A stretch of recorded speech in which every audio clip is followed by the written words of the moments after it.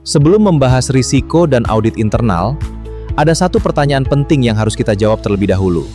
Sebenarnya organisasi ini ingin mencapai apa dalam operasionalnya? Sebuah organisasi tidak berdiri tanpa alasan yang jelas. Setiap organisasi pasti memiliki tujuan atau alasan keberadaannya yang utama. Biasanya alasan tersebut dituangkan dalam sebuah pernyataan misi atau mission statement. Sebuah organisasi bisa memiliki misi untuk memberikan pelayanan terbaik kepada masyarakat. Misi organisasi bisa juga berupa menciptakan inovasi atau meningkatkan kesejahteraan. Misi menjelaskan mengapa organisasi ini ada di tengah masyarakat. Namun misi saja belum cukup untuk mewujudkan sesuatu yang nyata. Misi harus diterjemahkan menjadi tujuan yang lebih jelas dan terukur.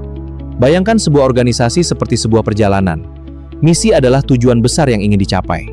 Sedangkan tujuan adalah titik-titik yang membantu kita memastikan perjalanan tetap berada di jalur yang benar. Secara umum, tujuan organisasi biasanya berkaitan dengan: pertama, mewujudkan visi dan misi organisasi, yaitu dengan membuat berbagai sasaran agar misi tidak hanya menjadi tulisan, tetapi benar-benar dijalankan. Kedua, menjaga organisasi tetap berjalan, yaitu dengan memastikan operasional, sumber daya, dan proses bisnis tetap berjalan dengan baik.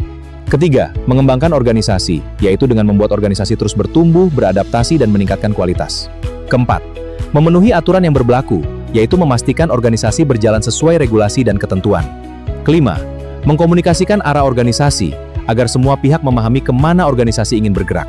Keenam, membangun sistem pendukung organisasi, misalnya struktur organisasi, proses kerja, pembagian tugas, dan mekanisme pengambilan keputusan. Dalam e-course ini, kita menggunakan istilah strategi sebagai gabungan antara misi plus tujuan yang diperlukan untuk mencapai misi tersebut.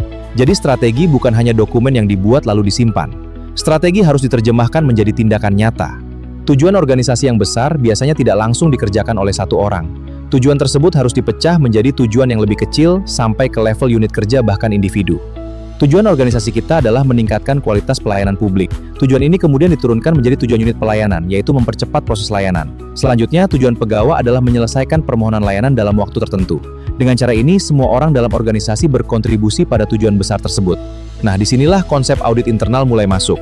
Setiap tujuan pasti memiliki tantangan. Tantangan tersebut kita sebut risiko. Di sisi lain, ada juga peluang yang dapat membantu tujuan tercapai.